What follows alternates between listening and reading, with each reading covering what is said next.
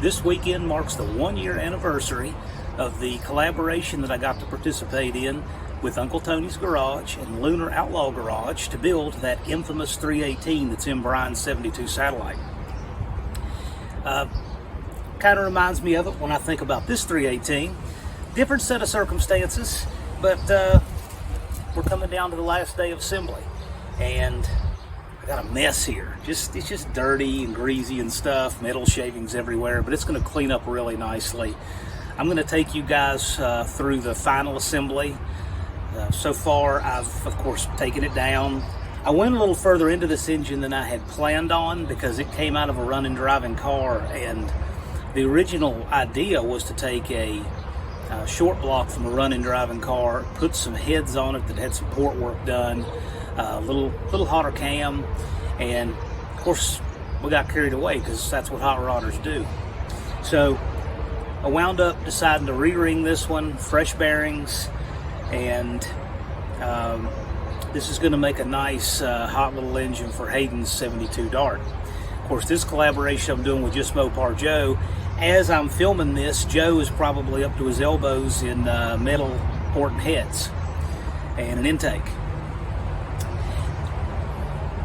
I leave on Friday morning. As I film this, it's Wednesday. Friday morning, I am headed to Joe's shop in Arkansas. And then from there, I'm going to go to Hayden's place in Louisiana. And we're going to put this in his 1972 Dart. I can't wait. It's exciting. Not to mention, I'm going to stop in Murfreesboro, Tennessee on the way down and drop off that 170 slant 6 you guys may have seen on my community page. It's going to be quite a trip. By the time I add up all of the miles driven to pick up and drop off engines, it's going to be 2,868 miles. It's going to be a lot of fun. But today, I'm going to wrap this up and take you guys along with it. I have never used stop leak, and this is why. Look at that stuff.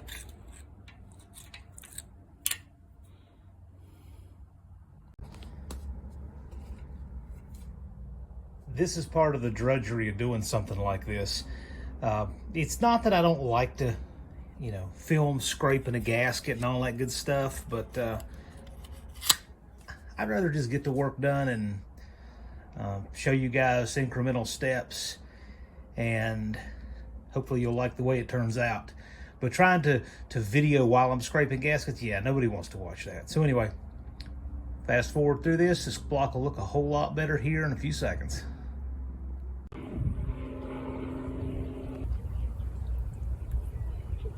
I've been on the road for the better part of a week now, and the 318 adventure has been very successful. I'm here at a place called Gator Lake near Panama City Beach, Florida, because I had an extra day in the schedule. On the 318, I honed every cylinder, kept the bore taper within 1,000th each cylinder. They cleaned up pretty nicely.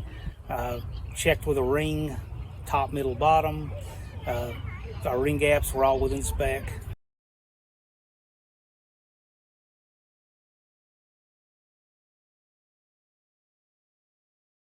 I honed each of the lifter bores to make sure the lifters would drop right through and spin properly, because we were using flat tappet lifters instead of roller lifters. The height on them was a little bit different, and I didn't want anything that may be in the bore, like any oil, any rust, from keeping those lifters from spinning.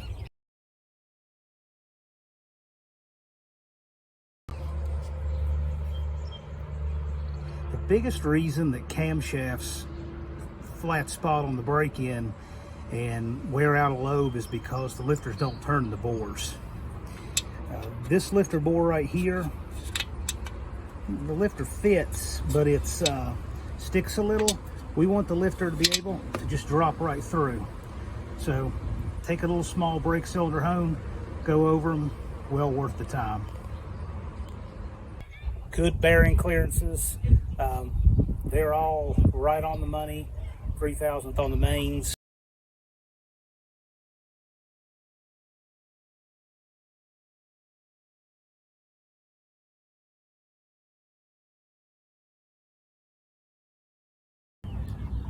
We had a shop fire at 1 o'clock in the morning the day that I was loading up to leave for Joe's, and this kept me from shooting some of the final footage with the short block before I brought it. We don't have a lot of damage from the fire, but it was pretty exciting. I did have to clean and re-oil some of the parts from the water to put the fire out. But I got rolling at dark o'clock in the morning.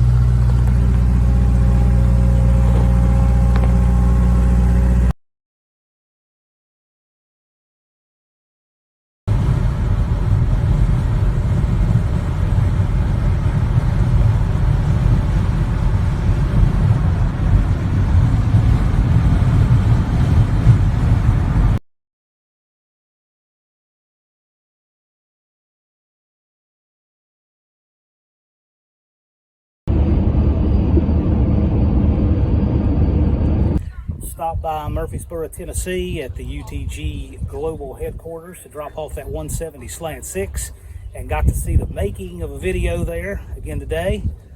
Always good stuff.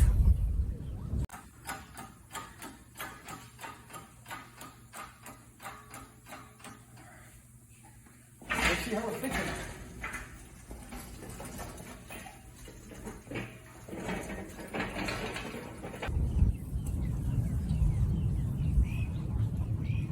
From there, I headed over to JustMoparJoe's shop in Clarendon, Arkansas.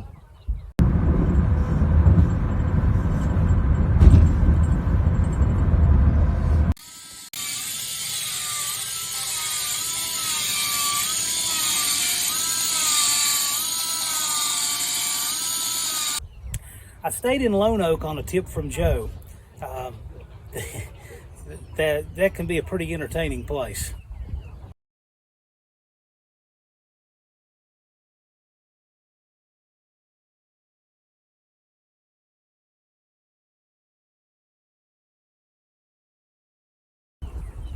We got the short block all bottomed up, picking up my slack from not having the rods and pistons in it when I left.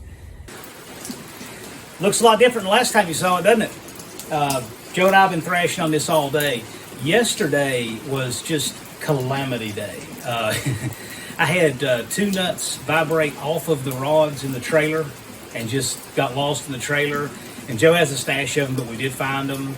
Despite my best efforts to order the right size rod bearings, I somehow got 20 under.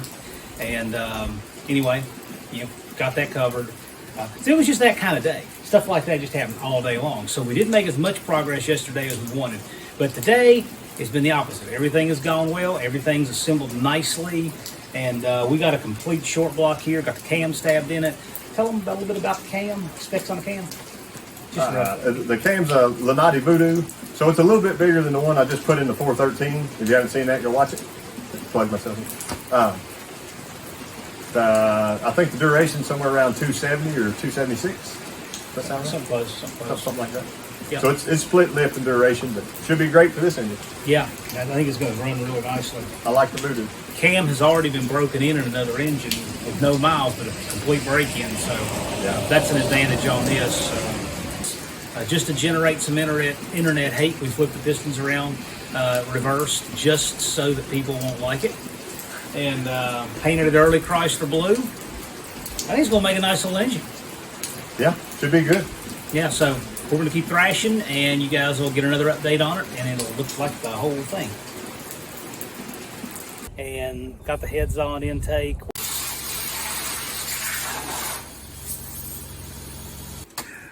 Joe here tacking off these head surfaces, getting ready to put the heads on. Clean as a whistle. Yeah, I'd spit that. If I had a whistle in my mouth, I'd spit it out over there.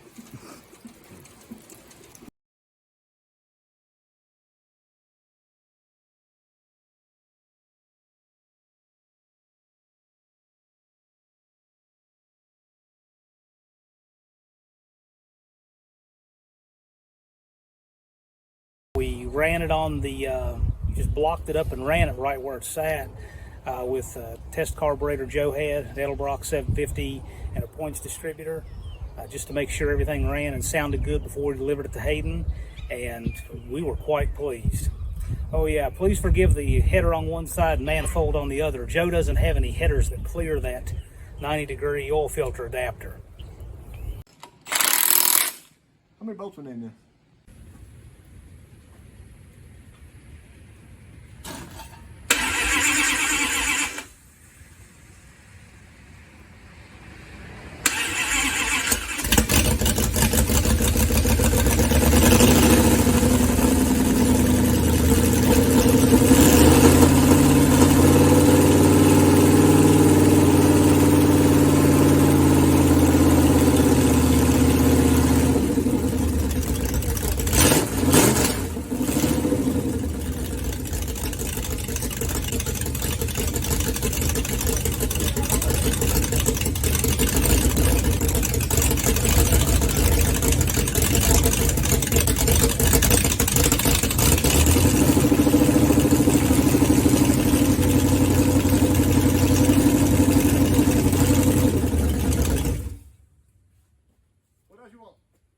Sounds good.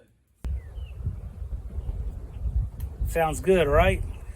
We got rained out at George Ray's Wildcat Drag Strip, which we were supposed to go to on Sunday. 90% chance of rain, thunderstorms, that was out. So it bumped up our engine assembly one day. So all done, put it back in the trailer, headed to Hayden's. There it is. It's 9:40 p.m. here Central Time. Joe's in trouble for staying out too late. I got a long way to go, but it's together, it's running, it sounds great. It looks good. Yeah, it looks good too. So there it is, guys. More to come. See ya. Next installment, you'll see how that went.